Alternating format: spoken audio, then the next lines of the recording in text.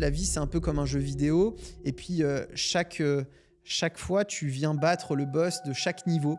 Et au fur et à mesure, tu t'élèves en niveau. Et c'est pas que tu as moins de problèmes, c'est que c'est plus facile pour toi de les résoudre. J'ai quand même fait des tailles de projets à Marseille, parfois à 70 000 euros. Tout le monde peut acheter un projet qui a une situation stable, peut acheter un projet à 70 000 euros. Parfois, il faut peut-être prendre un petit peu de temps pour augmenter son niveau de compétence, muscler son jeu, si je peux dire, parce que c'est ce qui va être la différence sur ta capacité à rendre une opération rentable ou pas. Bienvenue dans ce nouvel épisode d'Authentique, les amis. Bonjour à tous. Aujourd'hui, je suis en compagnie d'un professionnel de l'IMO commercial, entre autres, Aymeric. Merci à toi, Aymeric, d'avoir accepté de venir faire cet épisode qui s'annonce très sympa et très diversifié de ce qu'on a l'habitude d'entendre. Donc, merci à toi déjà d'être venu sur cet épisode. C'est moi qui te remercie pour l'invitation, Steven. Trop d'honneur que tu me fais. Eh ben non, écoute, tout l'honneur est pour moi de t'avoir là dans nos guests. Ça va être super sympa, les amis. Préparez-vous, on va passer une petite heure ensemble. Comme d'habitude, vous connaissez le format. Et je vais te laisser la parole. Comme d'habitude, tu vas te présenter un petit peu ce que tu fais, d'où tu viens. Les auditeurs, ils veulent de l'authentique, voir un petit peu qui tu es, etc. Je te laisse la parole, Aymeric. Donc moi, je m'appelle Aymeric, j'ai 33 ans, je suis marié. J'ai commencé ma carrière en tant que développeur foncier, donc c'est-à-dire que je travaillais pour des réseaux de magasins. Mon job était très simple, c'était d'aller ouvrir des magasins pour des réseaux, comme Zara, H&M, tous ces magasins que tu as l'habitude de fréquenter, sur la France et les dom-toms. Donc j'ai fait ça pendant à peu près 7 ans. Et à force de mode salariat, là, du coup. Ah ouais, pur salariat. En mode salariat, tu as fait tes études, tu t'es calé exactement, dedans, bachelor pro, et puis derrière, premier salaire, 1008 ou 2000 balles par mois. Ok. Et si tu veux, à force de proposer des opportunités aux autres toute la journée, on finit par vouloir en saisir quelques-unes pour soi. Et c'est comme ça que j'ai pris ma belle carte des rendements en immobilier. Et j'habitais à Paris, je voyais que les rendements n'étaient pas incroyables. Je me suis dit, tiens, j'ai le choix entre globalement Le Havre et Marseille. C'était uniquement les villes qui étaient renseignées sur la carte. Il y en avait une vingtaine à peu près, je me souviens. Et je suis parti à Marseille parce qu'il y avait la nouvelle ligne LGV. Je commence à investir non pas dans l'immobilier commercial, mais dans l'immobilier d'habitation. Je commence à acheter un appartement, 2 appartements. Et puis après, tu sais, ça vient de plus en plus vite. 2, 3, 4, 5 immeubles. Et j'arrive assez rapidement à une cinquantaine de lots au bout de 3 ans. Et je suis complètement accablé par la gestion. J'ai fait une activité que tu connais bien, la location saisonnière. C'est comme ça que je générais des cash flows assez importants. Je me rappelle que j'avais des rendements parfois jusqu'à 30%. Parce qu'à l'époque, dans le centre-ville de Marseille, j'achetais beaucoup dans le 1er et 2e arrondissement. On achetait à peine 1 000 euros du mètre carré. Et tu avais parfois des tarifs de location sur des studios en plein mois d'août qui allaient jusqu'à 300 balles. Ouais. Donc, tu arrivais sur des rendements complètement délirants. Ouais, c'est ça. Et c'est là où, effectivement, quand on me parlait d'immobilier commercial, à chaque fois que j'essayais de contacter les propriétaires, soit ils étaient sur leur bateau, il y a énormément de propriétaires de bateaux en immobilier commercial, soit ils étaient en vacances, soit ils étaient en famille, mais en tout cas, on ne pouvait pas les déranger. Alors que moi, quand je faisais mes projets, j'étais dans mon immeuble en train de galérer avec tous les corps de métier qui essayaient de m'arnaquer, parce que tu imagines bien que le petit Parisien qui débarque à Marseille, tout le monde essaye de l'entuber, de l'agent immobilier jusqu'au banquier. Non, vraiment, on va faire le tour du propriétaire. Et c'est là que je me suis dit, attends, d'un côté, ils ont l'air hyper paisibles. Moi, c'est ce qu'on m'avait vendu en tant qu'investisseur. Et à côté, moi, je suis en train de galérer. Donc, je vais peut-être remettre le pied dans ce que je sais faire. Et un peu par hasard, j'achète un immeuble. Il y avait un local commercial au rez-de-chaussée. Et j'ai déplafonné le loyer. Mécaniquement, je pense que tu sais ce que ça veut dire. C'est-à-dire que j'ai réussi par un petit mécanisme juridique à tripler le loyer de mon locataire. Et là où il représentait 15%, parce que c'était un immeuble où il y avait 10 appartes et un commerce, j'avais qu'une pauvre enveloppe de 50 000 balles de travaux que j'avais réussi à négocier. En triplant son loyer, finalement, il me remboursait quasiment la totalité du remboursement d'emprunt, de la mensualité de l'immeuble. Et c'est là que je me suis dit, attends, en plus, tu as mis 48 heures à le faire. Enfin, ça a duré 2 rendez-vous. Création de valeur x3. Alors que d'un côté, j'ai mis 2 ans à rénover les appartements parce que je n'avais pas les moyens de les faire. Et j'ai utilisé la location saisonnière, en tout cas, pour rénover ces différents lots. Exactement. Ok, alors attends, on va reprendre un peu. Donc là, tu es dans ton travail, tu es salarié, tu fais pour les grandes enseignes, tu trouves des locaux commerciaux. Et là, tu te dis à un moment, c'est bon, je vais pas toujours faire pour les autres, je vais faire pour moi. Pourquoi tu vises Marseille? Pourquoi, du coup, si tu faisais du commercial, tu décides de faire de l'habitation? Est-ce que c'est parce que justement, tu avais un style de vie où tu t'es dit, je peux peut-être pas partir sur des enveloppes aussi grosses? Comment ça se passe? Pourquoi arriver dans l'habitation à ce Comment moment-là? arriver dans l'habitation? Simplement, on va dire comme tout le monde, moi j'ai identifié principalement 4 facteurs qui expliquent qu'on se dirige naturellement vers l'immobilier d'habitation plutôt que sur un autre type d'investissement. La première chose, c'est qu'on a tous un besoin de se loger. Donc on entend Mm. toujours autour de nous, bon bah voilà, je me marie, je veux acheter une maison, j'ai des enfants, je veux plus grand, je Ouais, divorce ou quoi que ce soit. Donc déjà, première raison, c'est que naturellement, quand on pense investissement, on va penser immobilier pour cette raison. Deuxième raison, c'est l'accès à l'information. C'est-à-dire qu'on a tous, mais toi aussi, je pense que c'est la même chose, même si ça doit être toi cette personne dorénavant, en famille, quand tu vas à un repas, tu as toujours un tonton, une tante ou qui tu veux qui a un qui appart. va te parler de son investissement, de Voilà. son appart, tout de ce machin. Donc, deuxième raison, accès à l'information plus Mm. facile. Troisième raison, je pense, et qui est l'une des majeures, c'est les références. On a tous une salle de bain, on a tous un salon, on a tous une chambre. Et donc, naturellement, quand on pense investissement, on va pas forcément penser à un local commercial. Bah On va non, penser bien plutôt sûr. à ce qu'on connaît de façon très, très, très terre à terre. Très terre à terre, pardon. Et quatrième raison, c'est le volume d'offres. Si tu prends un immeuble, par exemple, ici, on est à Paris, 6 étages, 20 appartements, 2 commerces au rez-de-chaussée, donc un rapport de 1 pour 10. Ouais, Donc bien un sûr. volume d'offres accessible beaucoup plus important en habitation qu'en commerce. Et donc, naturellement, comme tout le monde, même si je travaillais dans l'immobilier Donc commercial, mais est-ce que tu avais conscientisé les 4 points que tu venais d'aujourd'hui? Parce qu'ils absolument sont, pas. Ça, voilà, c'est ils sont après super plusieurs années importants. que je m'en Voilà. suis rendu compte. Et c'est pour ça que l'immobilier commercial est un peu vu comme une next step. C'est-à-dire qu'on va Mm. se dire, bon bah tiens, ça c'est bien. Bon bah en fait, il y a peut-être mieux. Est-ce que j'aurais pas dû, au moment où j'ai commencé à investir, faire un différent benchmark des différentes activités qui existent et me dire, Ouais, bien sûr. bah ça c'est plutôt bien sur ce point-là, ça c'est mieux sur ce point-là. Et dans ce cas-là, ce type d'investissement me correspond plus. Non, on se dirige un peu naturellement vers l'habitation Ouais. parce que, je dirais pas par paresse intellectuelle, mais c'est presque ça. C'est plus naturel, quoi. C'est plus accessible, plus naturel. C'est plus naturel, Ouais. c'est plus facile. Et puis après, on se pose des questions un peu différentes, comme quand à chaque fois on veut changer et casser son plafond de verre. Ouais, ok, c'est intéressant. Mais pourquoi Marseille? T'habites à Paris. On dit toujours, justement, t'es débutant, entre guillemets, tu débutes l'investissement. T'avais pas fait d'investissement encore à ce moment-là. Non. Tu te dis, moi je le vois aussi tous les jours, investir à distance, ça peut être compliqué. Tu parlais de travaux, etc. Toi, à ce moment-là, tu es toujours salarié à Paris. Oui. Pourquoi tu vas littéralement te mettre à l'autre bout de la France, qui est Marseille, quand même? Tu pouvais faire difficilement plus loin. Pourquoi ce choix? Parce que tu l'as dit, j'avais plusieurs villes, j'ai identifié, mais il y avait quand même certainement aussi peut-être plus près que Marseille. Pourquoi tu vas là-bas? Tu arrives à gérer les travaux? Tu fais comment pour faire ça? Alors, c'est une très bonne question. Déjà, il faut savoir que oui, j'étais salarié, mais mon job était, je vagabondais de partout. Tu vois, je vagabondais sur la France et les dom-toms. Le magasin le plus loin que j'ai fait, c'était en Nouvelle-Calédonie, si tu Ouais. veux. Donc, j'ai vraiment eu la chance de pouvoir beaucoup bouger. En tant que développeur, en moyenne, tu vas faire, je sais pas, 3 à 4 jours de déplacement par semaine. Donc, la France, t'as pas peur déjà d'aller ailleurs Tu parce avais que cette appréhension, toi, qui existait 3 plus, en ans fait, à ouais. manger tous les centres-villes, toutes les périphéries de toutes les villes de France. Je parle de taille de ville suffisante. Il y en a bien une bonne soixantaine. Bah finalement, déjà, ça te casse un peu cette barrière de l'éloignement. Ouais. Ensuite, pourquoi Marseille? Comme je te l'ai dit tout à l'heure, c'est très terre à terre. C'est que pour moi, je recherchais un produit financier. Et un produit financier, ça n'a pas vraiment de barrière géographique. J'avais besoin de rester en France parce que je considérais quand même que j'avais besoin de repères aussi. Ouais, bien sûr. Mais pour autant, l'éloignement ne me faisait pas peur. Et ce que je cherchais, c'était uniquement gagner de l'argent et avoir des rendements. Après, j'avais beaucoup moins d'accès à l'information que ce qu'on peut avoir aujourd'hui. Et quand j'ai commencé, c'est-à-dire j'avais 23 ans, aujourd'hui j'en ai 33, enfin 23, 24 ans. Aujourd'hui j'en ai 33, donc ça fait maintenant 9 ans. À chaque fois je dis 10 ans, d'habitude 5 ans, mais en fait on Bah, arrive ça quasiment, passe, on est on plus arrive tout jeune, hein. quasiment aux 10 ans maintenant. Et bah effectivement, ça m'a fait me dire que ça me dérangeait pas, c'était un véhicule financier, j'avais pas peur de m'éloigner et d'avoir cette contrainte. J'ai jamais vraiment eu peur de l'éloignement. Ouais, mais ça, c'est intéressant parce que c'est vrai que les débutants et beaucoup d'entre vous qui nous écoutez, vous avez cette peur et c'est vrai que c'est souvent véhiculé. N'investis pas trop loin de chez toi, c'est compliqué à gérer. Qui plus est, moi, le premier défaut aussi en location courte durée où tu dis, bon, bah, c'est dur.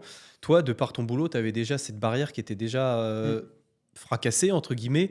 Et du coup, toi, si je résume, tu as été en mode robot, pure intelligence du produit. C'était un véhicule. Je réfléchissais pas à l'affect, si je vais pouvoir le voir. Si Marseille, c'est là qu'il y a du rendement, je file le rendement, quoi. Ouais, Marseille, je me souviens que ça m'a beaucoup intéressé parce que c'était dans les 12 plus grandes agglomérations, j'avais étudié que c'était la seule où son hypercentre était moins cher que sa périphérie. Ouais, au mètre carré, ouais, Et là, je me suis dit, en fait, on a capitale européenne de la culture. ouais, bien sûr. Il y avait plein de musées, plein de rénovations qui étaient en cours. T'achetais à 1000 balles du mètre. T'étais dans la deuxième plus grande agglomération de France. Et en plus de ça, t'avais un hypercentre qui était moins cher que le reste. Donc tous les Marseillais autour de moi me disaient, ah non, mais tu vas pas aller dans ces quartiers, c'est complètement pourri.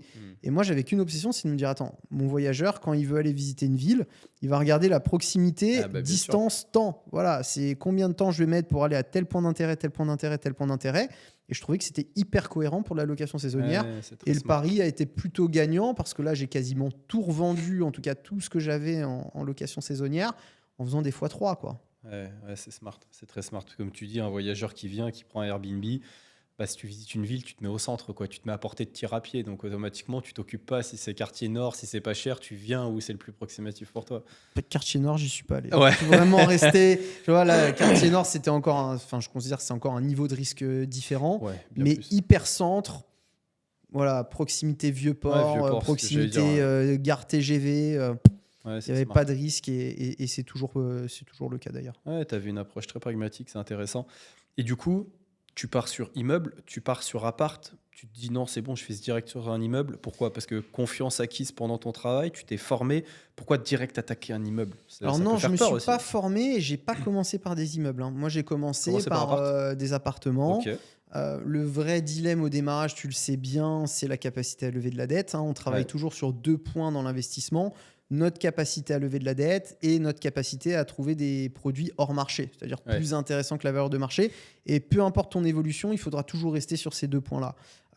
Pour la capacité à lever de la dette, je me suis un peu formé sur le fonctionnement des banques et l'organisation bancaire.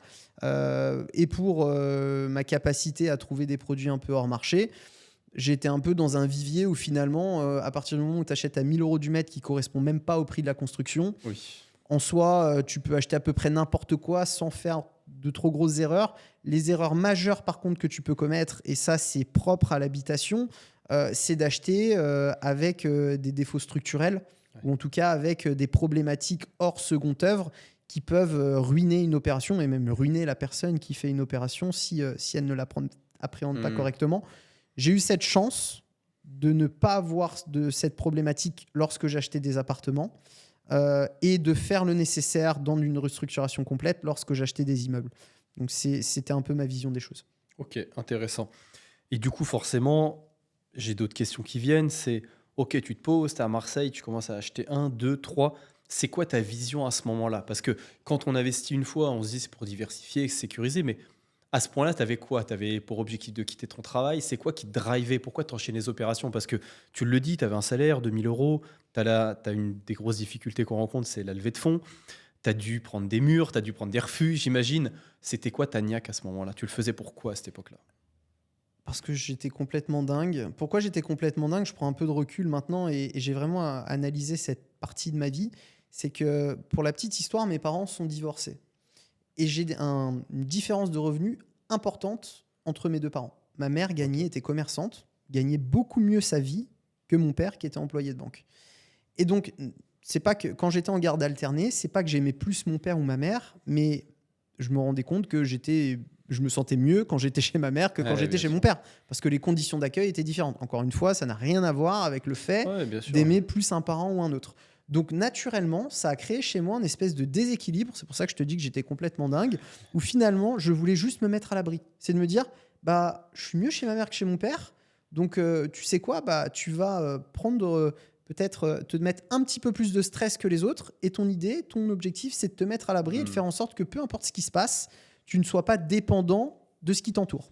Et donc, quand tous mes petits amis allaient en boîte, s'achetaient des voitures, partaient en voyage avec leurs nouvelles copines, moi, j'ai épargné 80% de mon salaire. J'avais fait en sorte de ne pas quitter le cocon familial et de rester chez mes parents, même quand j'étais salarié, pendant les 2-3 premières années. Non pas que j'avais pas envie de le faire, mais parce que j'avais cet objectif d'acheter un maximum et de faire en sorte de pouvoir lever un maximum de dettes. Et je savais très bien qu'en plus de bénéficier de ce côté, et je me rappelle, alors c'est pas mauvaise chose que je vais dire, mais les premières astuces que j'ai fait, ça a été notamment d'acheter des appartements, de dire que c'est pour de la résidence principale, et puis au dernier moment, ah bah non, finalement ma mutation elle est annulée, Bien je vais sûr. rester à Paris. Bon bah je vais le mettre en location. Et puis tu fais ça dans plusieurs banques, bien Ouais. évidemment en disant aux autres banques ce que tu as déjà acheté.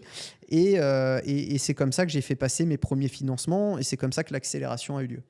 Ok. Ouais, t'as traversé toi aussi ta phase de plaisir différé où je reste chez maman alors que j'aimerais bien faire autre chose, j'économise un peu, mais c'est une phase nécessaire pour se lancer quand on part de rien. Parce que si je résume bien, t'es parti de rien, parent divorcé, t'as trouvé un taf classique et tu t'es fait tout seul, quoi. Je serai jamais en train de dire que je viens de la misère. Je peux pas te dire que voilà, on avait des difficultés financières au niveau familial. Oui, avec mon père, c'était pas incroyable. Quand j'étais chez lui, on était dans un T2 à deux. Ouais. Voilà, c'était pas fou. Ma mère, j'ai toujours été dans de super conditions avec une maison, si tu veux. Donc, je peux pas te dire que je viens de tout en bas, parce que par rapport à d'autres, ça ne serait pas légitime. Bien sûr. Mais pour autant, j'ai fait en sorte de m'extraire de cette condition. Et je pense qu'aujourd'hui, peu importe la distance que tu as à parcourir, une chose est sûre, c'est que tu vas atteindre la ligne d'arrivée. Et peut-être que certains vont faire un 800 mètres, d'autres vont faire un 400 mètres. Mais si tu ne te mets pas en mouvement, dans tous les cas, tu n'atteindras pas la ligne d'arrivée. Bien sûr. Ouais, c'est intéressant. C'est intéressant. Donc là, tu enchaînes tes appartes, tu te mets directement dans le feu de la LCD pour faire du cash et pour pouvoir scaler ton activité. Mais tu la gères comment cette LCD à l'époque? Comment tu te dis, je suis à Marseille, moi, il faut que je retourne à Paris, même si je suis mobile? C'est quoi? Tu mets en conciergerie, tu délègues, tu fais quoi? Je la gère mal. Je la gère mal. Pourquoi? Parce que déjà, tous ces systèmes de conciergerie n'existent pas au moment où j'ai commencé à le faire.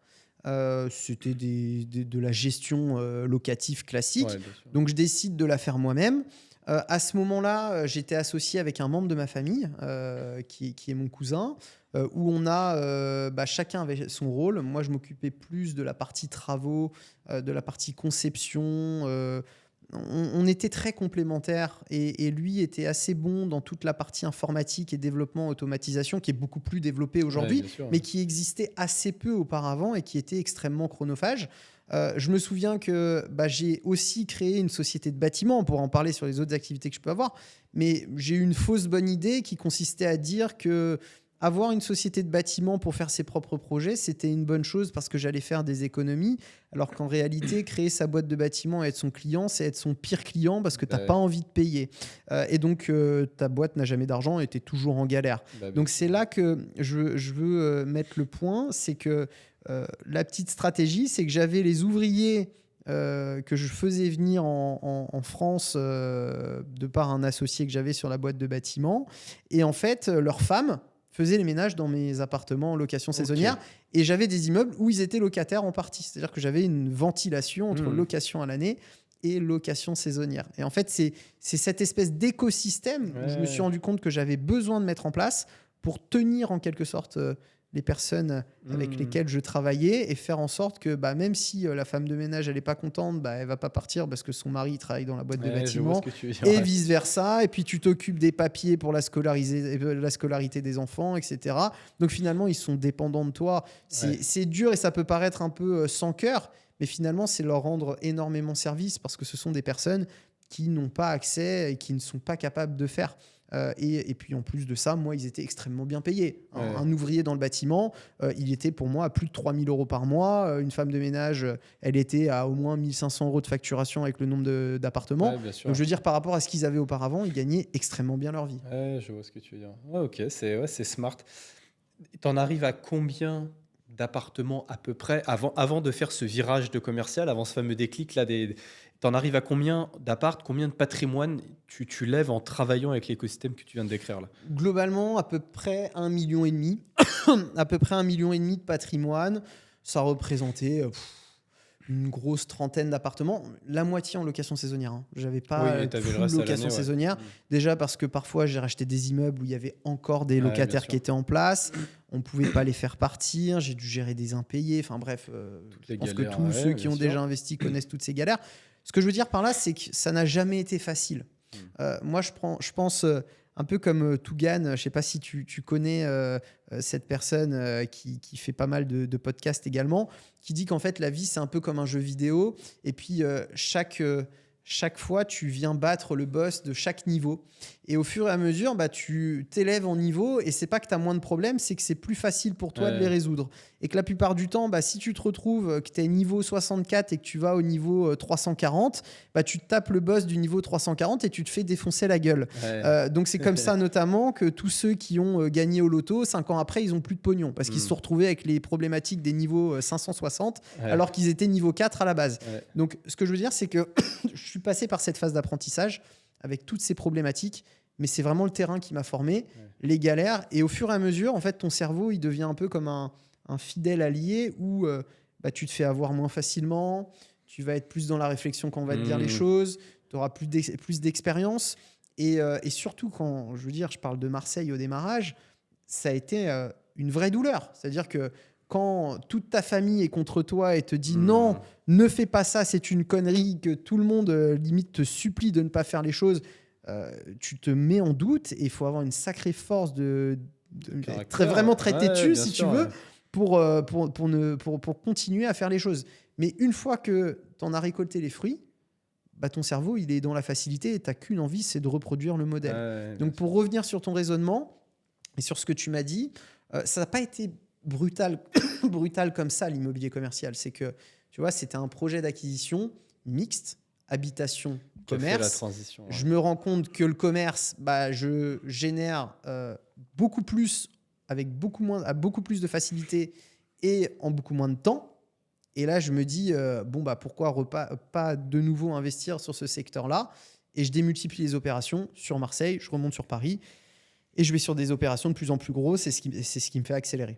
Ok. Ouais, on voit quand même que il y a une vraie douleur dans ces premières années d'apprentissage, de terrain qui t'a forgé et formaté un peu pour faire aujourd'hui le gars qui a le recul et qui fait les opérations. Donc, c'est intéressant aussi parce que tu as beaucoup de personnes qui pensent que Rome s'est fait en 2 jours, que tout va arriver vite, que même si tu as de l'argent, ça peut aller vite. Il y a un truc que tu peux jamais compresser, c'est le temps, c'est l'apprentissage, c'est les expériences. Et je trouve que ça se ressort pas mal dans ce que tu dis. Donc c'est intéressant quand même. Tu fais ça. Tu fais donc cette première opération où tu découvres, entre guillemets, des billets un peu de facilité avec ton commerce. Là, le déclic, il vient tout de suite ou il t'en faut quelques-unes des opérations à mi-chemin entre l'habitation et le commercial avant de te dire c'est bon, je prends un virage en 180 et j'arrête l'habitation définitivement. Ça s'est fait quand même globalement très vite. Parce que j'ai vraiment beaucoup galéré en habitation. J'ai eu des vraies nuits blanches, des sueurs froides. Tu sais, tu passes au démarrage ton temps à acheter des choses que tu n'as pas les moyens d'acheter. Je pense que ça, tu as dû le faire dans ton parcours aussi. Tu utilises donc l'argent que tu n'as pas. Tu utilises des travaux, des prêts travaux pour pouvoir financer tes nouvelles acquisitions, pour réutiliser les travaux d'autres choses pour refinancer. Enfin bref, tu as un espèce de cercle qui n'est pas équilibré et qui au final courira à ta perte si tu t'arrêtes dans tes acquisitions. Donc c'est aussi peut-être ça qui te pousse à en faire toujours plus parce que tu es entraîné dans le truc. Mais quand j'arrive dans le commercial, en fait, je me rends compte qu'avec ces compétences que j'ai, qui sont différentes de celles des choses et des autres, pardon, et surtout qui me permettent d'être un peu hors marché dans ma capacité à trouver des projets, je me rends compte qu'au bout de la deuxième opération, je vais faire plus que ça. La deuxième, c'était cette fois-ci une opération qui a eu lieu au 50 cours Lyoto à Marseille. Je donne même l'adresse. Tu vois, donc tu commences ta transition vers le commercial toujours en restant à Marseille. Toujours en restant à Marseille, exactement. Et en fait, au 50 cours Lyoto, qu'est-ce qui s'est passé ? J'achète 2 apparts, un commerce. Je revends les 2 apparts, ça me paye le commerce du dessous. Ok. Coût de l'opération totale, 180 000 €. Donc le commerce, je le mets en location. C'est quoi comme type de commerce pour que les gens se projettent un petit peu ? C'était un local vide à la base. C'était un local vide, société d'intérim dans le BTP qui était parti. Bureau et tout, Exactement. Et finalement, je revends ces 2 apparts. C'est pas exactement le prix, mais c'est à 20 000 € près sur 180 000. Ça me paye le commerce en dessous.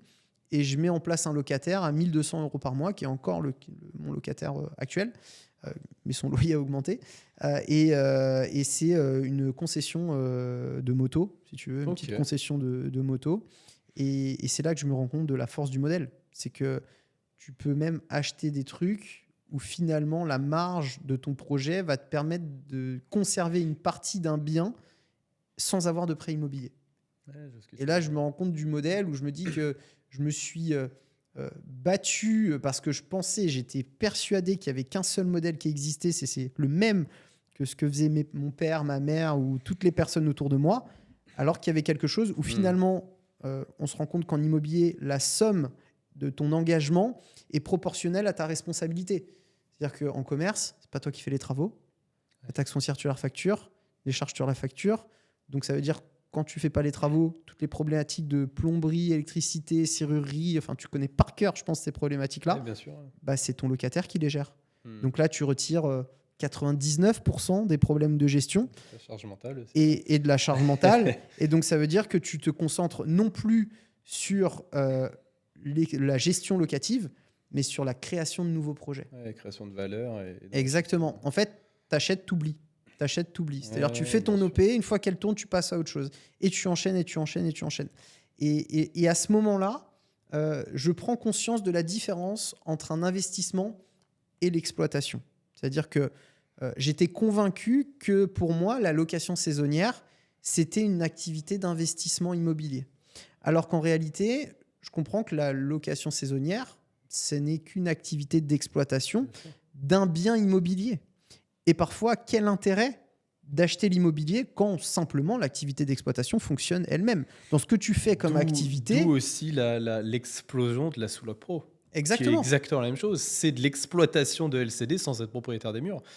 C'est le commercial, c'est l'IMO commercial de la LCD, la sous-loc pro. C'est exactement. En fait, là où je donne une image, et souvent elle est assez évocatrice, c'est comme si tu prenais un local commercial avec un épicier à l'intérieur et que tu te disais, bon bah tiens, finalement, j'ai du mal à rembourser mon emprunt tous les mois parce que j'ai pas trouvé de locataire ou tiens, je vais me lever à Rungis pour aller à Rungis tous les matins pour aller moi-même faire l'épicier.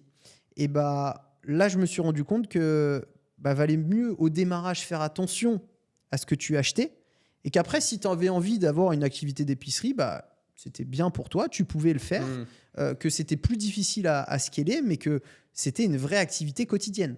Et moi, je pense réellement que dans cette activité de location saisonnière, qui est, à mon sens, une activité vraiment game changer pour tous ceux qui commencent à investir dans l'immobilier et qui veulent générer de revenus complémentaires, on a cette première période de privation où on va, aussi bien toi que moi, avoir qu'un seul objectif, c'est générer un maximum de revenus. Bien sûr. Et l'activité en location saisonnière est une très bonne chose pour ça. Mais après, l'enveloppe dans laquelle tu vas la faire, que tu la fasses en habitation ou que tu la fasses dans des commerces ou dans des bureaux, sera propre à ta stratégie d'investissement. Ouais, c'est intéressant. C'est une vision qui est intéressante. Et je pense que ça va en faire quelques-uns décliquer un petit peu. Je pense que c'est pertinent. Mais moi, ça m'amène à la réflexion. Moi qui est encore tout petit dans l'IMO commercial et qui a envie de m'y mettre de plus en plus, je trouve ça ultra intéressant. Et donc là, tu découvres, mais justement, moi qui est un peu dans cette phase aussi de transition, il y a un mode de fonctionnement quand même différent entre l'habitation et le commercial. Comment tu fais le switch? Comment tu apprends? Tu parlais tout à l'heure, j'ai écouté attentivement ce que tu m'as dit quand même, Émeric. Tu me parles de déplafonnement, tu parles de choses comme ça. Comment tu apprends toutes ces stratégies de refacturation de taxes foncières? C'est quoi? C'est encore Sulta? Tu fais une grosse mise à jour du fonctionnement de l'IMO commercial? Parce que ça a quand même des règles qui sont un petit peu différentes. En fait, c'est simple, c'est que c'était ma formation d'origine. Moi, c'est ce que j'ai fait, étudier à l'école. C'est ce que j'ai fait pour des enseignes pendant 7 ans côté locataire, non pas côté bailleur. Donc en fait, toutes ces stratégies, je les connais déjà. Okay. Et c'est là où ça m'amène à te dire que j'avais plus de compétences que les autres. C'est-à-dire que là, quand je te donne certains exemples de projets que j'ai pu faire, j'en ai un, il est incroyable. C'est que un des premiers projets que j'ai fait à Paris, juste à côté de la gare du Nord. Après, tu es revenu sur Paris, tu as laissé Marseille. Exactement, parce qu'en fait, je me suis rendu compte qu'en plus, en immobilier commercial, on pouvait acheter dans des villes où j'avais pas les moyens d'acheter en habitation. Ouais. Exemple, Paris. Donc là, je m'étais un peu amusé à Marseille. J'ai quand même fait des tailles de projets à Marseille, parfois à 70 000 euros. Tout le monde peut acheter un projet qui a une situation stable, peut acheter un projet à 70 000 euros, 150 000 euros. Et après, sur Paris, le plus petit projet que j'ai fait, c'est un projet à 330 000 euros. Boulevard Beaumarchais. Qui aurait dit qu'on a... Aujourd'hui, oui, mais auparavant, j'aurais jamais pu imaginer pouvoir m'acheter un appartement boulevard Beaumarchais, alors que c'était possible pour moi de m'acheter un local commercial boulevard Beaumarchais. Bref, c'est pas celui-ci dont je veux parler. Donc le premier que j'achète à Paris, et c'est pour te montrer un peu la force de la connaissance et de l'expertise que tu peux avoir sur un secteur d'activité. J'ai un agent immobilier qui m'appelle et qui me dit, voilà, Aymeric, je suis en train de faire une opération de marchand au premier étage d'un immeuble. J'ai le local commercial en dessous à vendre. Je ne sais pas combien ça vaut. On nous l'a confié à la vente. Est-ce que tu peux me dire ce que ça coûte et si ça t'intéresse ? Je vois le truc. Donc le loyer, 27 000 € par mois, 130 mètres carrés. On est juste à côté de la gare du Nord. Je lui dis, écoute, en taux de cap, on est à peu près, à l'époque, les taux étaient plus bas, à peu près sur une base à 6% de taux de cap. C'est-à-dire que tu prends le loyer, tu divises par le taux de cap, ça te donne la valeur acte en main, tu enlèves les frais de notaire. On arrivait sur 450 000 €. Donc je lui dis ça, il me dit, ok, ça t'intéresse à ce prix-là ? Je lui dis, oui, pourquoi pas. Tous les investisseurs autour de moi, ils me regardent, ils me disent, attends, mais tu fais des projets à 25% de renta, et puis là, tu veux acheter un truc à 6% de rendement. En plus, faut un effort d'épargne au démarrage. Je fais l'offre, il me rappelle, il me dit, l'offre est acceptée. Donc j'étais très content. Lui me dit, écoute, j'ai fait mon opération de marchand juste au-dessus, où il a transformé un appartement en location saisonnière, justement, dans Paris, quand c'était encore possible. Il me dit, j'ai pris 120 000 € de plus-value. Donc très belle plus-value. Il a mis à peu près 8 mois à faire son projet. Donc, je veux dire, très belle plus-value. Et moi, j'achète le truc. Et en fait, j'avais analysé dans le bail que le bail était déplafonnable. C'est-à-dire qu'en fait, le locataire était en place depuis 1997. Il n'avait jamais été indexé. C'est-à-dire qu'il y avait une clause d'indexation. Donc, tous les ans, on pouvait indexer le loyer. Et il n'avait jamais été indexé depuis 1997. Et en plus de ça, le bail n'avait pas été renouvelé depuis 1997. Donc, il était déplafonnable. Et que la valeur de marché était 3 fois supérieure au loyer que que ce locataire me payait. Donc finalement, j'engage une procédure de déplafonnement et je parviens à négocier à l'amiable, en 1 mois d'échange, un doublement du loyer qui passe à 54 500 € de loyer au 1er janvier. Donc ça veut dire que j'ai acheté une opération à 6%. De par mes connaissances juridiques du bail, je savais dans tous les cas que même si on allait en procédure, j'allais gagner parce qu'il était déplafonnable d'office.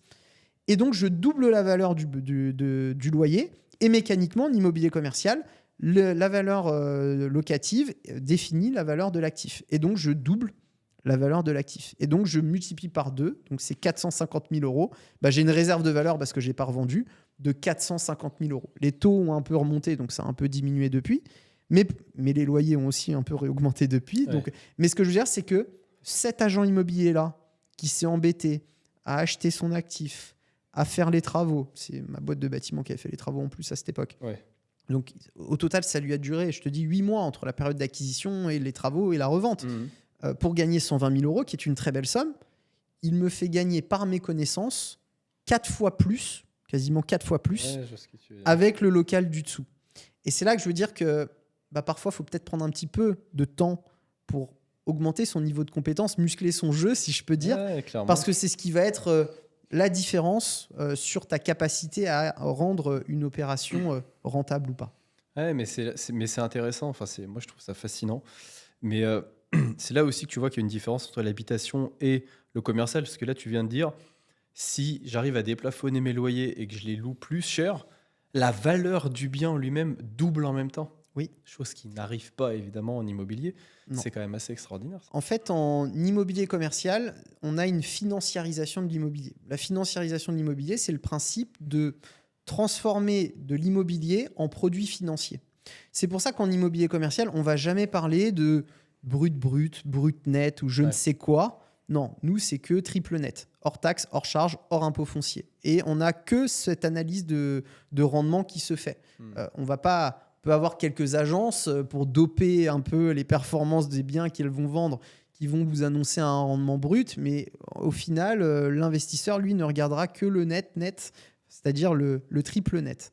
Donc là, à partir du moment où tu comprends que tu n'investis pas dans ce côté affectif que tu peux avoir dans l'habitation, mais exclusivement sur un produit financier, tu viens décorréler un peu cette vision que tu peux avoir un peu affective de l'immobilier et tu te focalises uniquement que sur la performance économique. Ouais, c'est ça, c'est une autre vision. Intéressant.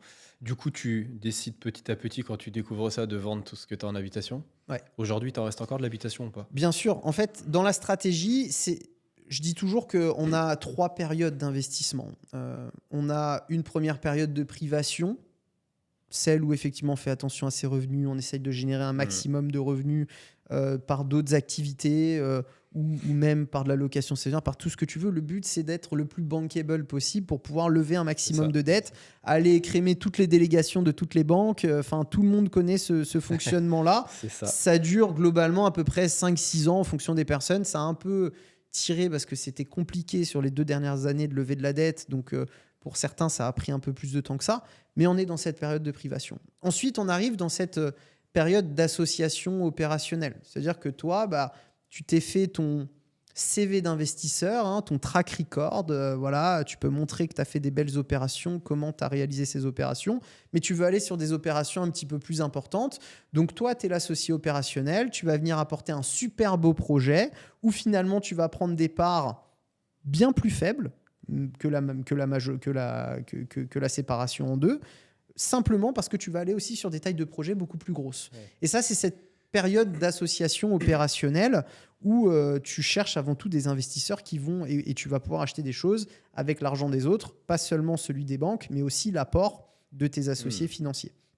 Et puis une fois que tu as fait suffisamment de projets, que tu connais en fait toutes les nouvelles banques et tous les nouveaux partenaires bancaires qui t'ont été présentés par cet associé financier avec lesquels tu as fait beaucoup de projets et que tu as bien avancé, donc ça va durer encore au moins 5-6 ans, et où tu as essayé petit à petit de faire augmenter la quotité de tes parts dans les opérations, et tu rentres cette fois-ci toi-même comme associé financier, où ton objectif, c'est de trouver des associés opérationnels qui vont te proposer des projets, où toi, finalement, tu ne vas pas faire grand-chose qu'aller chercher un financement et mettre un peu d'argent dans les projets.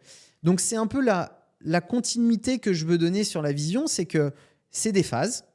Dans chaque phase, il y a des activités qui sont cohérentes, des activités qui sont beaucoup moins cohérentes. Et dans celle que tu m'as posée comme question tout à l'heure, c'est qu'est-ce que j'ai fait avec la location saisonnière ?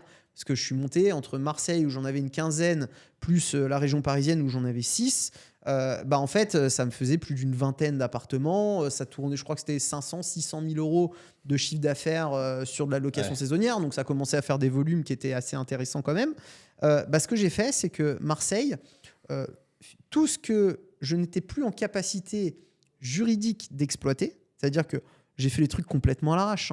Moi, quand j'ai fait de la location saisonnière, j'achetais des immeubles, je ne me posais pas la question des autorisations, de ce genre de choses.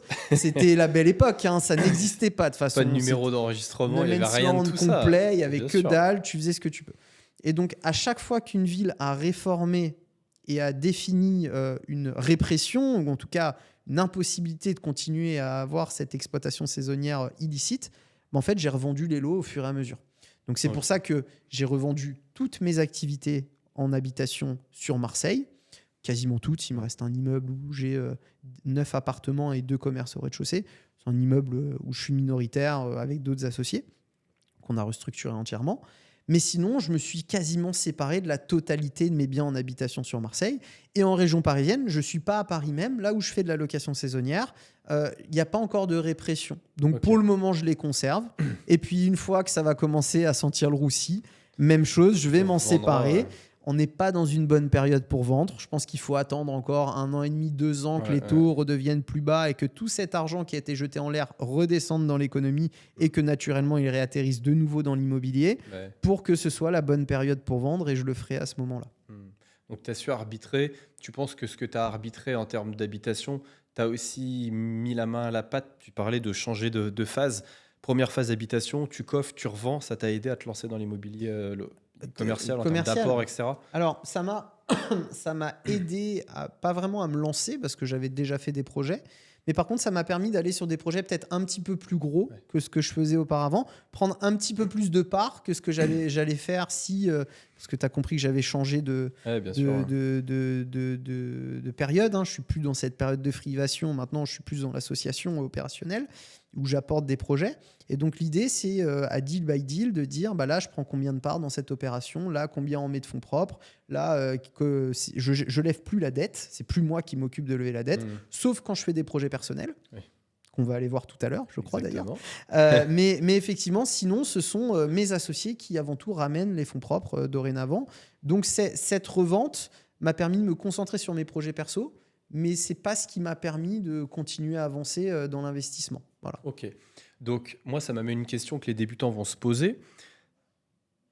Est-ce que tu penses, et je connais la réponse, que tu peux te lancer dans l'IMO commercial en phase numéro 1 dès que tu veux te lancer dans l'IMO, ou tu préconises de passer par cette phase de privation qui, forcément, tu connais en habitation, ou est-ce que tu peux la traverser aussi en te lançant direct dans le commercial ? Je vais te donner juste un exemple. Quand j'étais développeur, il y en a un petit comme moi, on avait le même âge, on était dans des enseignes différentes, qui est parti dans le commerce, sans plus d'argent que moi, et moi j'ai commencé dans l'habitation. Aujourd'hui, il a un patrimoine 8 fois plus élevé que le mien. Ouais. Simplement parce qu'il y a une croyance limitante qui consiste à penser qu'en commerce, le ticket d'entrée est plus important. Alors qu'en réalité, on voit bien que si on compare encore une fois un investissement, je ne vais pas parler d'exploitation comme la location saisonnière, je parle uniquement de l'enveloppe immobilière. Si on prend l'enveloppe immobilière dans une grande agglomération, l'immobilier commercial coûtera moins cher au mètre carré que l'immobilier d'habitation. Si je prends cette même enveloppe, les loyers seront proportionnellement plus importants en commerce qu'en habitation louée à l'année. Donc, et pour ça, en plus, comme je te l'ai dit tout à l'heure aussi avec le local Boulevard Beaumarchais, je peux acheter dans des villes que je ne pouvais pas acheter auparavant. Ouais. Et d'ailleurs, j'aurais, pour ceux qui ont investi dans des petites villes, je vais vous donner juste un petit tips, n'achetez pas dans des petites villes des commerces. Parce que l'une des deuxièmes croyances limitantes, c'est de penser « Ah oui, mais j'habite à Bouzy-le-Tétu-sur-Montagne, petite commune de 4000 ou 5000 habitants, tous les commerces ils sont fermés, je ne me vois pas acheter un commerce. » Ouais, ça tombe bien, moi non plus. Ouais. Par contre, je peux t'assurer que quand tu vas dans des secteurs avec une vraie demande commerciale, bah là, tu vas avoir de la demande. Mais j'allais en revenir à cette question parce qu'on est aussi dans une époque où le e-commerce est en train de fusiller les petits commerces, les petits centres-villes, etc. Est-ce que, parce que forcément, je me mets à la place des auditeurs, on a ces croyances limitantes qui ressortent très souvent. Toi, tu préconises malgré tout, tu crois toujours au centre-ville ou justement c'est à prendre avec des pincettes, ou tu ne crois plus peut-être aux petits villages qui vont se faire manger, mais que par contre dans des villes comme Paris, etc., là il y a toujours de la place. Dans IMO commercial, on a deux stratégies. Une stratégie qu'on va appeler verte, une stratégie qu'on va appeler rouge. La stratégie rouge, ça va être une stratégie de rendement. La stratégie verte, ça va être une stratégie où on va chercher des fortes valeurs de fonds de commerce. Cette notion de fonds de commerce, en fait, c'est le business du locataire. C'est-à-dire que tu prends un coiffeur, salon de coiffure, tu as l'enveloppe immobilière et le salon de coiffure, c'est le fonds de commerce. C'est le business du locataire. Plus tu vas aller dans cette stratégie verte, plus tu vas acheter des valeurs de fonds de commerce qui sont importantes. Donc, naturellement, quand tu vas acheter ces murs, parfois, les valeurs de fonds de commerce peuvent valoir plus cher que les murs. Ça arrive. Ouais, bien sûr. Donc, c'est-à-dire que la valeur de l'activité de ton locataire vaut plus cher que l'enveloppe immobilière. Ouais. Ça arrive. Et je peux t'assurer qu'un commerçant qui a acheté 100, 200, 300 000 euros son fonds de commerce ou qui a acheté le bail sur la même valeur, jamais il arrêtera de te payer. Ouais. Parce que si demain il arrête de te payer, qu'est-ce que tu fais ? Procédure d'expulsion, pas de trêve hivernale, en moyenne 9 mois c'est fait. Toi, tu es bourré de garantie parce que tu as dépôt de garantie, tu as déjà 3 mois de dépôt de garantie, bail à échoir 3 mois, tu peux prendre des GAPD, garantie à première demande, enfin des cautions perso, holding, etc. Donc dans tous les cas, même s'il y a 9 mois d'expulsion, tu récupéreras de l'argent sur ces grosses valeurs de fonds, je parle bien, pas sur le truc à Bouzy-le-Tétu dont on a parlé tout à l'heure. Et à partir de ce moment-là, si tu récupères ton fonds, tu vas retrouver 50 locataires qui vont accepter de te payer 20% de loyer en plus parce que le local il est tout équipé pour l'activité qui va être prise. Donc sa première stratégie, rendement plus faible que l'autre que je vais te présenter, mais par contre, zéro risque sur le fait d'avoir de la demande locative et d'être payé par tes locataires. Et s'ils ne te payent pas, tu seras très content. Ouais. Deuxième stratégie cette fois-ci de rendement, stratégie rouge, où tu vas accepter d'aller sur des plus petites villes. Donc, avoir des valeurs de fonds de commerce qui seront beaucoup plus faibles.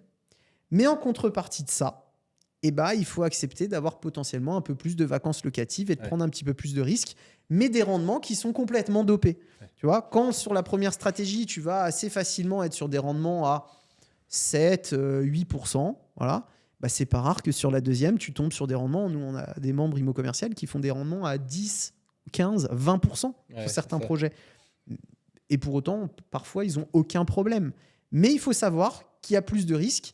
Et dans ce que tu m'as décrit sur les tendances de consommation, le e-commerce, les problématiques d'approvisionnement, la baisse du marché du prêt-à-porter, tous ces éléments-là, c'est un renouvellement en fait. C'est-à-dire qu'il n'y a pas très longtemps, on a eu un effondrement de par ce monde en polycrise qu'on peut avoir. C'est-à-dire qu'on n'a plus une crise. Maintenant, on a une crise. On n'a même pas encore résolu la première crise, qu'il y en a une autre qui arrive, qu'on va résoudre, et puis une troisième, puis une quatrième.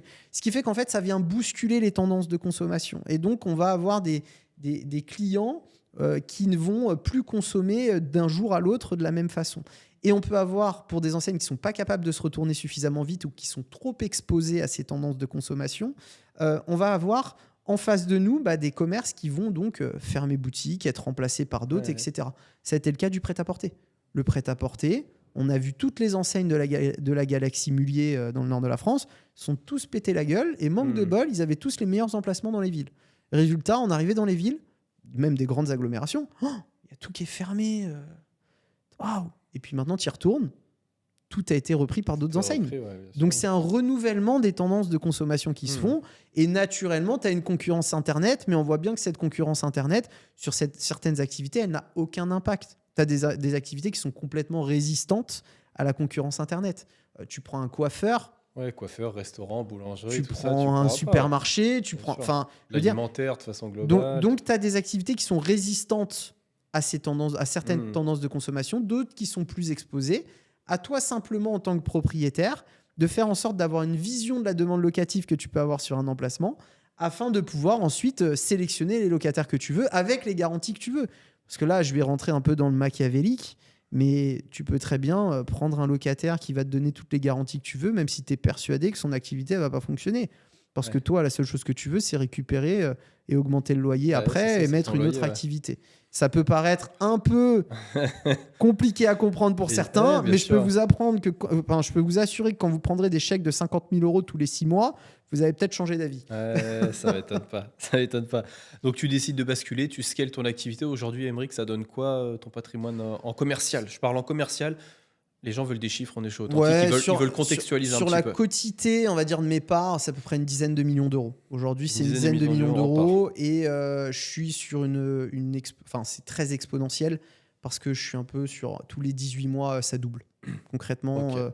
Parce que aujourd'hui, la chance que j'ai, que je me suis créé plutôt, que tu t'es créé, c'est d'avoir des associés qui sont nos limites sur les financements, d'avoir accès aux opérations complètement hors marché et de plus avoir de limites dans les acquisitions. Tu vois. Auparavant, il y a encore 1 an et demi, je regardais plus une opération je ne regardais pas une opération à plus de 500, 600 000 euros. Aujourd'hui, je ne regarde plus une opération à moins de 500 000 euros, 600 000 euros. Et pour les plus grosses qui sont en cours, on est à presque 8 millions d'euros, avec une quotité qui est de 20-25%. Ok, super. Voilà. On est loin du Aymeric à Marseille. On est loin du Aymeric à Marseille. C'est développement de compétences et après, derrière, aller chercher les opérations sur le terrain. Quand je dis sur le terrain, c'est plutôt dans son canapé parce que c'est la force de l'immobilier commercial. Tu n'as pas besoin de visiter vu que tu n'es pas responsable des aménagements. C'est plutôt une analyse économique d'une opération et une ingénierie patrimoniale que tu dois créer. Quand on a des membres IMO commercial, la plupart du temps, ce que j'aime bien faire, c'est qu'au début, on va faire un truc très simple. Tu sais quoi, on va te rassurer sur l'immobilier commercial, Steven. On va te faire acheter un local, 7%, stratégie verte, bonne valeur de fonds de commerce. T'achètes, t'oublies, tu verras, il ne se passera rien. Tous les ans, tu vas gagner 0,2, 0,3 points avec les indexations qui vont se faire. Et puis, dans quelques années, tu arriveras à tes 9, 10% de rendement et tu me diras, et puis tu n'auras plus rien à faire. Ça va être vraiment la première opération qu'on va faire pour se rassurer sur ce secteur d'activité et se rendre compte que non, la concurrence Internet, c'est pas partout et puis ça pose pas forcément de problème quand tu achètes correctement. Et puis après, on va se dire, tiens, on va aller chercher un petit peu plus de complexité. Parce que plus de complexité implique aussi plus de rendement, plus de performance dans son projet. On va aller se faire, par exemple, comme je te l'ai dit tout à l'heure, un petit déplafonnement. On va analyser. Ce qui est bien, c'est qu'on a toutes les informations avant d'acheter. On s'est déjà bien repéré dans un bail. Qu'est-ce qui fonctionne ? Comment on fait pour déplafonner un loyer ? Et on sait les petites lignes qu'il faut aller voir. Ou on va pouvoir se faire une commercialisation. J'achète vide, je sais que telle enseigne recherche sur le secteur, je mets en place mon locataire. Ou derrière, je vais avoir une modification technique.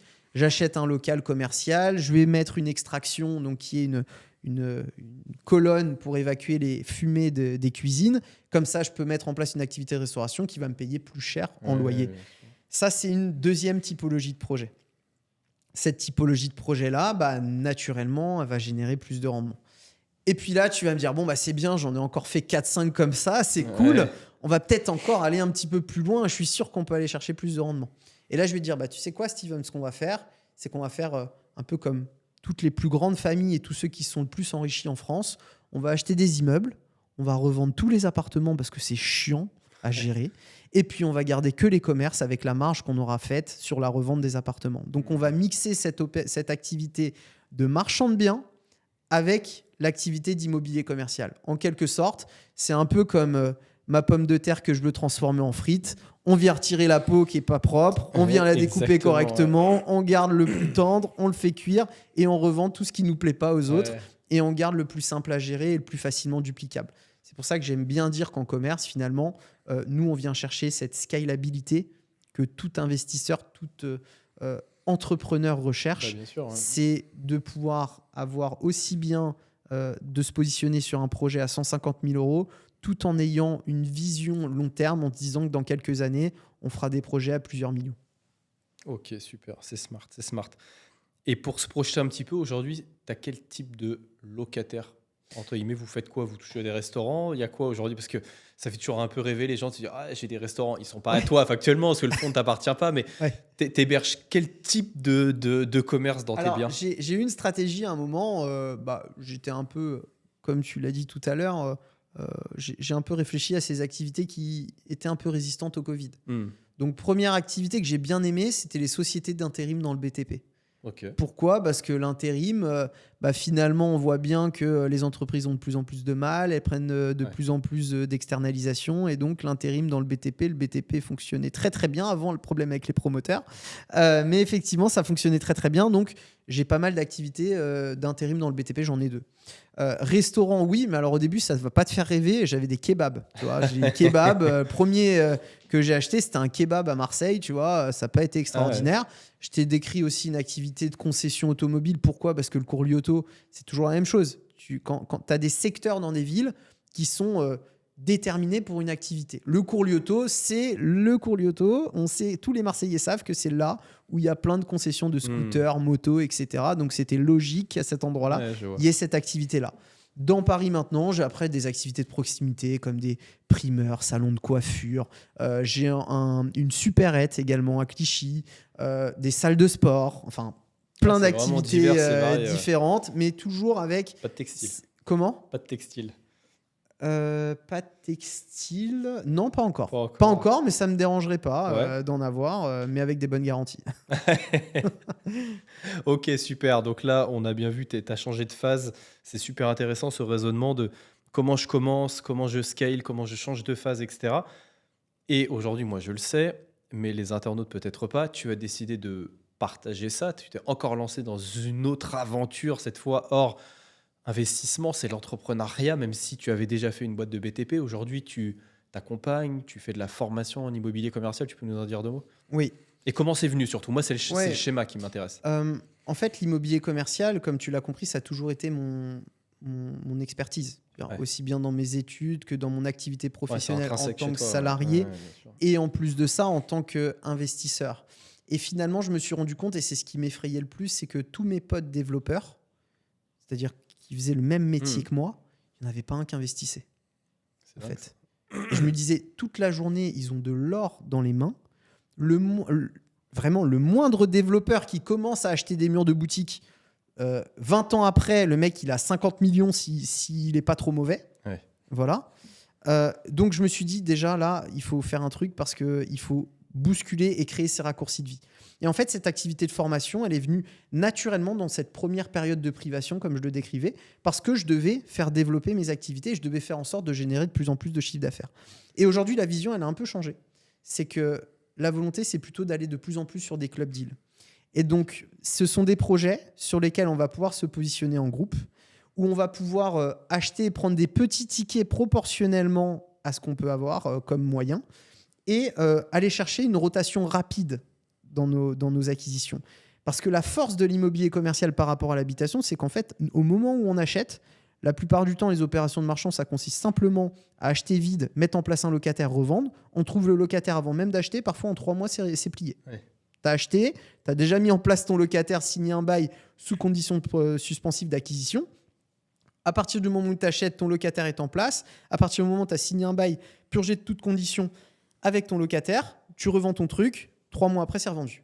Voilà. Ouais. Et donc, cette activité de formation, c'est vraiment pour pouvoir éveiller, faire en sorte d'expliquer que oui, l'immobilier d'habitation, c'est ce qui m'a permis de faire mon premier million. Mais en tout cas, l'immobilier commercial, c'est ce qui me permettra de faire le 10e. Ouais. Et c'est ce qui m'a permis de faire le 10e. On y est presque. On y est presque. On est à la prochaine opération. C'est bon, la prochaine fois que tu reviens, tu l'auras. Même pas, je pense que c'est dans moins d'un mois. Mais en tout cas, on y sera. Et c'est là que l'immobilier d'habitation, je pense que c'est énormément de souffrance. Et j'ai pas envie de faire revivre ça à beaucoup de personnes. Je préfère leur donner réellement ce raccourci de vie. Et quand je me rends compte des performances de ce que font certains élèves et des projets sur lesquels ils sont épatants, je me dis que j'ai bien fait mon travail. Ok, super. Très inspirant. Moi, j'ai une dernière question pour toi, obligatoire quand tu passes chez Authentique. Ok. Si tu aurais un conseil le plus authentique que tu aies à donner à quelqu'un qui voudrait se lancer, ça serait quoi ? N'écoute pas les autres.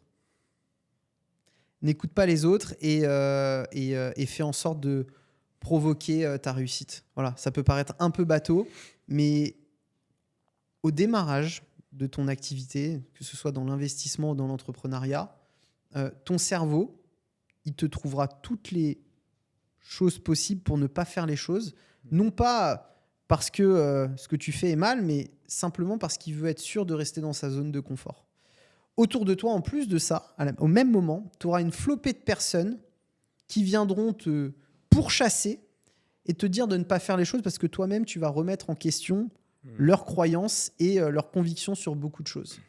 Et c'est à ce moment-là qu'il faut accepter de prendre un peu de risque et de se dire, même quand on gagne 2 000 € par mois, oui, il faut peut-être que je prenne un risque sur 10 000 € d'apport sur une opération parce que ce sera certainement pas la meilleure opération, mais en tout cas, ce sera économiquement, je veux dire, mais ce sera la meilleure dans le game changer, dans la façon de changer de vie et de t'engager dans le nouveau projet. Etc., ouais. Et si vous écoutez votre entourage au démarrage, il est certainement pas adapté à ce que vous voulez faire et aux objectifs que vous avez, et ben vous pouvez être sûr que vous ferez rien de votre vie. Et ça, je peux plus le concevoir. Et si j'avais pu le faire encore plus tôt, je l'aurais fait plus tôt. Bon, même si en soi...